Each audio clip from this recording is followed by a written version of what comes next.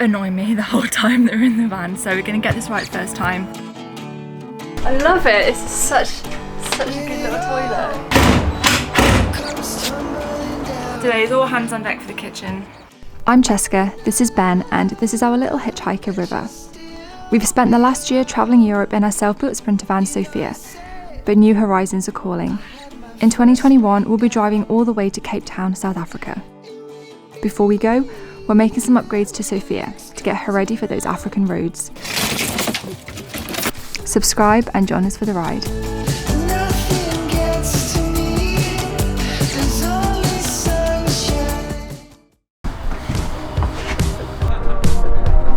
Hey, ready to build some more?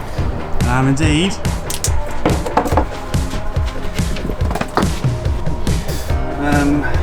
Cool, right, so What's cracking off? these are the cables for our DC to DC charger, which is going to go into there, because we're going to put the bulkhead on. I need to run them now. I've got a load of slack at the front because I still need to crimp and everything so they connect onto the battery. They'll run behind and I'll just drill a hole in the bulkhead ply and then bring them through, and then they'll run behind the back of the kitchen in some conduit into this cupboard. So a lot of people asked last week what I was using to line the cupboards with. Good girl, River. And it's just 6mm or 5.6mm ply from Wicks. Yeah. What's happening? So I'm just working out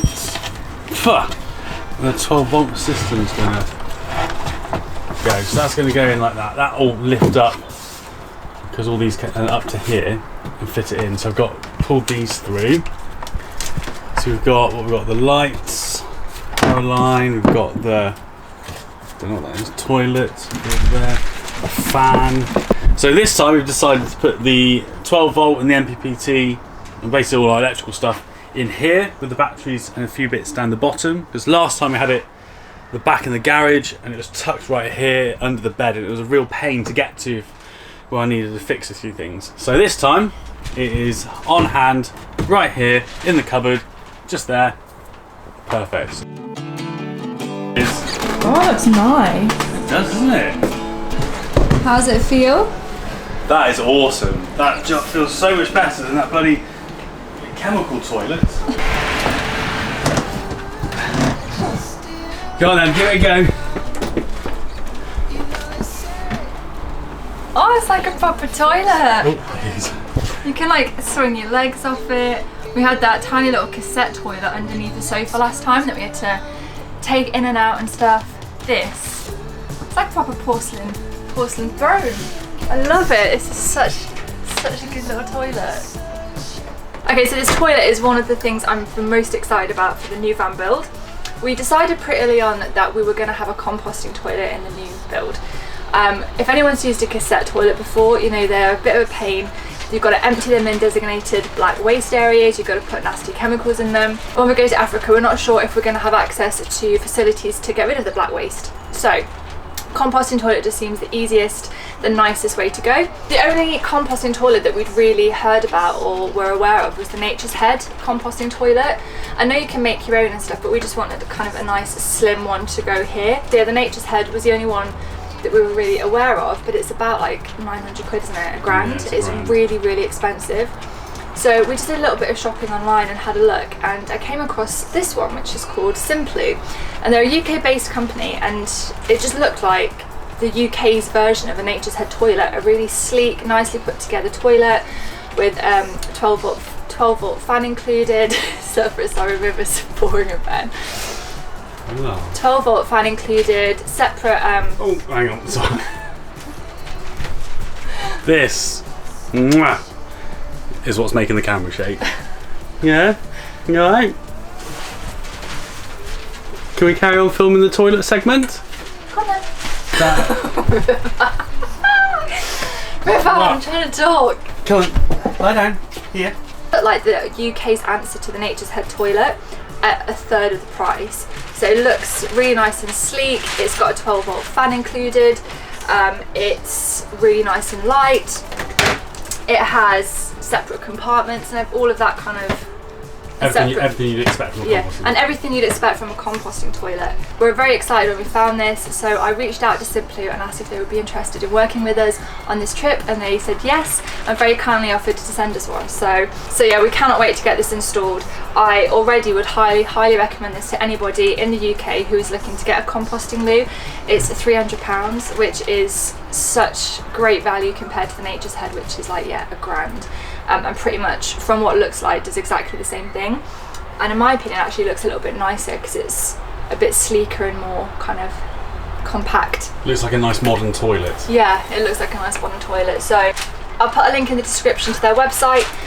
These are made to order as well, so you can choose where to have the vent, whether you want it at the back or either one of the sides. There's all little add-ons you can have as well, so yes, I'll put a link in the description to them. I'm very excited about this. Oh, right, okay. Okay, so we have pretty much stuff coming into place now. We've got the cabinets in, the 12 volt, or the electrics are slowly going to go in drips and drabs. The Simply toilet is there, and we've worked out how it's going to go. Do you know what? It's not as big as I thought, if I'm honest. Oh, is it not? No. Right, so our kitchen layout is going to be fridge with a drawer or something there, gas hob with storage and drawer here, space, sink here, and an under cupboard with gas and everything behind, and then 3 sets of drawers here as well, then, isn't it? And then that comes up to that height there. And an overhead cupboard there. Oh yeah, I need to build that as well. And an overhead cupboard here, along there. That's quite a lot of storage. Do we need any more storage? Cutlery, storage. Basically, it's a storage van. That's what it is. You've got storage everywhere. Storage. Think about framing it now. Might as well work the floor battens down and then we'll see how it looks. Yeah? There was a lot of measuring yesterday, a lot of deciding on where things should be, and today we're going to get cracking on with the kitchen. Ben is going to start framing it, and I am going to start tiling our bulkhead with our stick-on tiles. Today is all hands on deck for the kitchen. For those that don't know, this is the old kitchen worktop that was along the bulkhead in the van last year, and this is the new one. There's a few more bits to put in, but as you can see, it's all ready. It looks lighter, doesn't it? So we used like the stud wood last night, 2x2, with just under, and then loads of other bits and loads of ply and everything, and it's just very heavy. Whereas this will be a lot lighter. Yeah. Oh yeah. So there you go. Not bad, eh? That looks so good. Oh, it's square.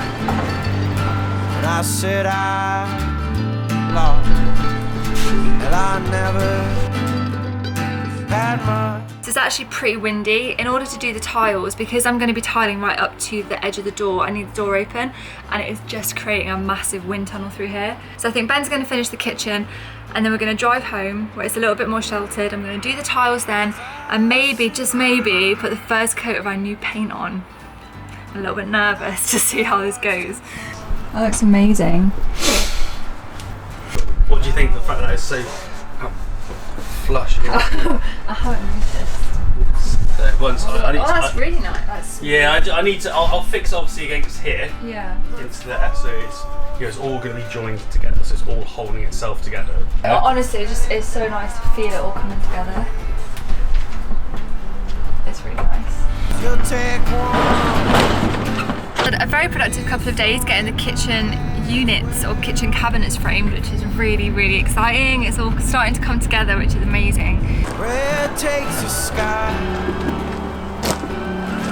So on our way back from the unit, Ben and I have made the executive decision to not paint for the next couple of weeks. I've been looking forward to painting for so long, but our reasoning is we have filled the joins in the plywood, and the last thing is for us to paint and then for it to crack, and you can see the cracks, then we've got to wood fill them again or try and figure something out. We haven't really driven the van that much since we wood filled it, maybe like a couple of times to the unit, and while nothing has cracked at the minute, both of us are just a little bit like, let's just give it another couple of weeks of driving and then see if any cracks show. So while it's like this base coat, we could easily just wood fill back over, or if the cracks do show and they're really bad, then we can maybe come up with another solution, rather than spending ages painting this beautiful coat of paint for it then to be ruined by loads of cracks showing.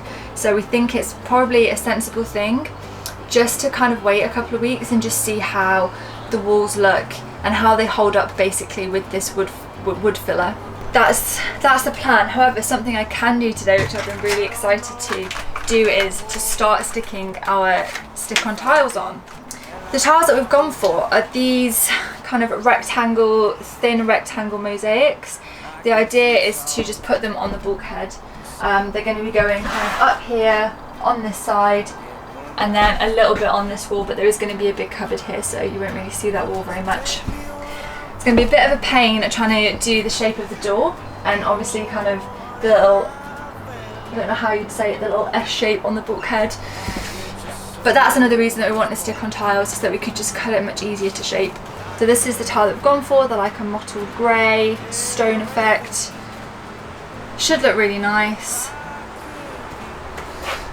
So yeah, we're going to give this a go. Would I still be enough to stand with you at the edge of a cliff? If you're wondering, we are going to be putting edging around this, so these edges will be covered. I've tried to make it as close as I can though. Looks really nice. Cool, right, just this awkward bit to do now. I don't know. I think I'm going to need some paper to template that, I think.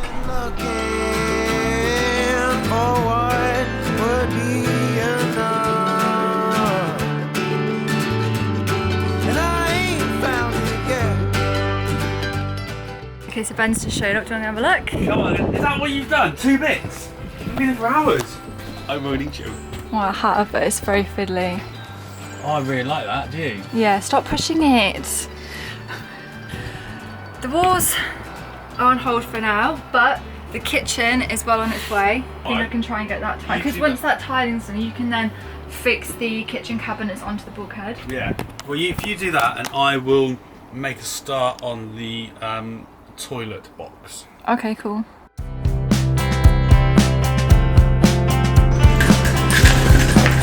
You in there? How do we, like, because obviously we can't have a bit of that goes across there, because you won't be able to get your bloody, you won't get into it. Too close to me, I'm someone else entirely. When you get too close to me, I die. Yeah, okay. Okay, maybe what this needs is a cup of tea and a peanut butter sandwich. It's another one of my jobs on the van build, so it's not a surprise that it's got delayed again.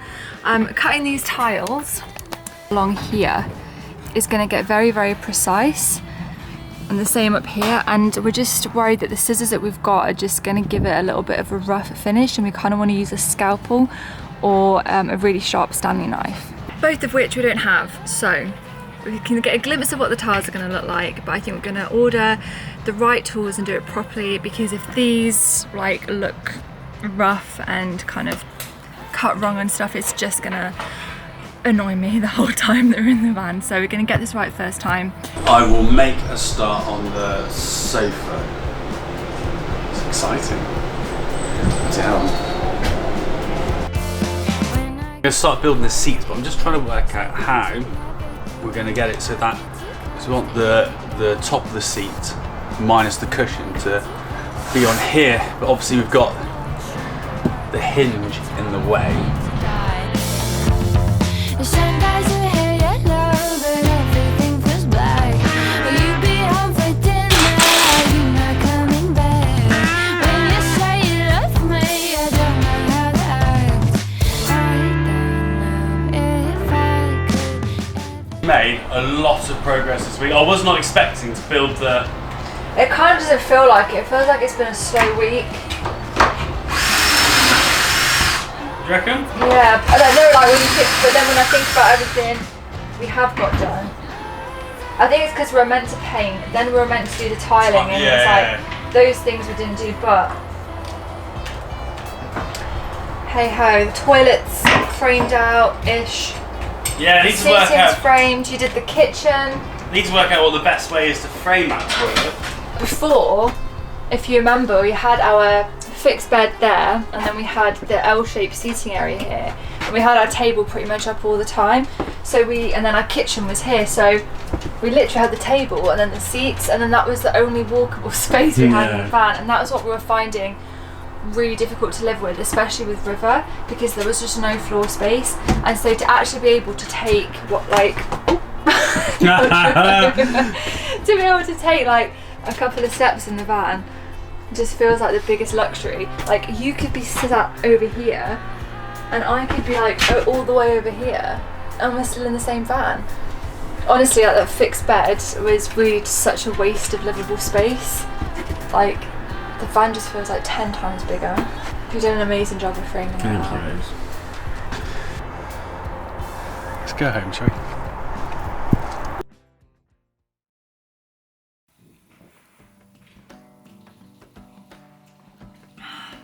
Today we are not working on the van build. I'm going to get on with some planning. I'm going to update you guys because I haven't done a planning update in quite a while, and a lot of you are very keen to see more of these.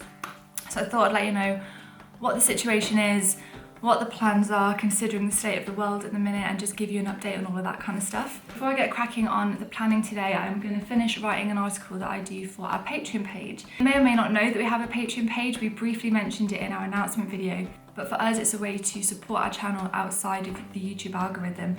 Especially when we go to Africa, we don't know how regularly we're going to be able to upload videos, if we're going to be able to do them weekly, and the YouTube algorithm is a fickle thing, and we obviously want to make our channel as independent and sustainable as possible. So Patreon is a really great way that people that really want to can support our channel a little bit more, and then we can also give back on there to make it worth their while. And one of the things we're going to be doing on there is like a monthly article / resource sheet, when basically just talking about anything from like van life, travel, adventure to YouTube and vlogging.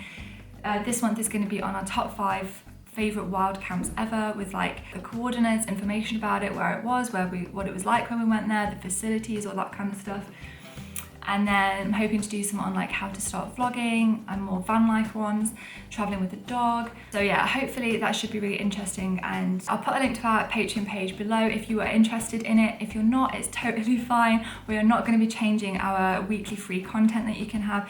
Patreon is just a place you can support us if you want to for a little something extra, but there is absolutely no pressure to, and we are going to be continuing to release our videos as usual on YouTube. But yeah, onto the planning. So managed to find ourselves an up-to-date Sudan map.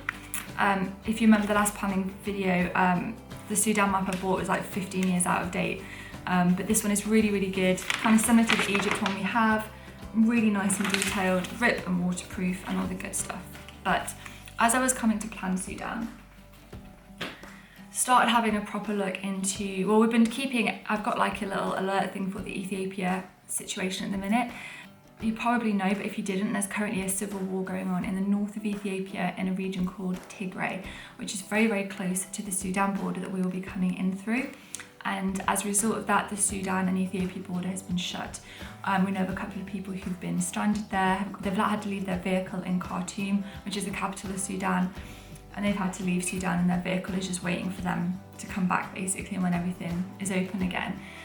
And things are just, it is a horrific humanitarian crisis there at the minute. It isn't just a little bit of civil war, it's like there's atrocities happening there right now, and it's just a very unstable part of the world at the minute, which is a shame because Ethiopia was one of Africa's fastest growing economies. It was a big tourist destination.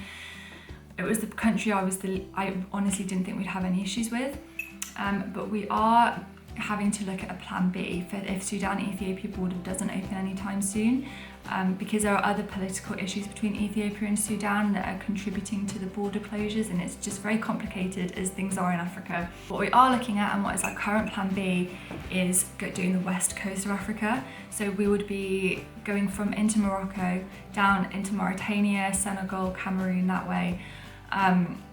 It's something that we have spent the last month kind of researching in detail, looking at every country we've been going through, this isn't just like a last minute kind of decision, like, okay, we're going to look at this. It is a viable option. A lot of people do the West Coast as well. I'm in touch with a couple of people who have done the West Coast a couple of times. But generally it's a safe route. It's possible to do it. And it's better to do the West Coast north to south than south to north. So the West Coast is an option, and it's probably going to be something that we plan now simultaneously to the East Coast. So, sorry if I keep looking over here, I'm looking at the big map we've got on the wall. What we're going to be doing is planning the West Coast and the East Coast at the same time. And then when it comes to our time to leave, we're going to see which one is the most viable. I mean, at the West Coast at the minute, a lot of the problems are border closures due to COVID. There isn't really much civil unrest over there at the minute, so it's nothing like that that's causing problems. And the only real issue on the eastern side at the minute is the Sudan-Ethiopia border. If that opens and we hear reports on the ground from other overlanders that the border process is smooth, that they can get through, that they're able to drive through Ethiopia safely, then we'll probably do that route, because we just would absolutely, there's so much on that particular route that we want to go and see. But if we can't do the East Coast, we're going to do the West Coast and still get down to Cape Town that way. And if the West Coast isn't viable, then we'll just have a plan C and then a plan D, and we'll just keep playing it by ear. And we've had a few comments of people saying, like, do you think it's realistic you're going to make it to Cape Town this year? Are you worried about the South African COVID strain? Honestly, like, we aren't planning on reaching Cape Town until 2022 at the current, like, there's, you know, we don't have no problems along the way. So we're not even making it to Cape Town for like quite a while, like a year and a half. So that is the rough plan basically. Oh my God, he's gotten cold. Yeah. I'm just excited about it. Do you like it, River? Yes. Should we get you to use it? And then go wee wee. I don't, because don't go in the bar. Okay. Ow. Oh, first casualty for the new cupboard.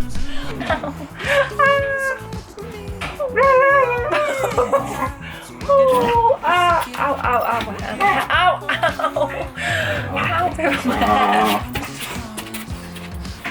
No. Okay, I'll get up. Do you want? Yeah, that's it. Summer's here. Officially t-shirt weather. Officially t-shirt weather. It's not even March yet.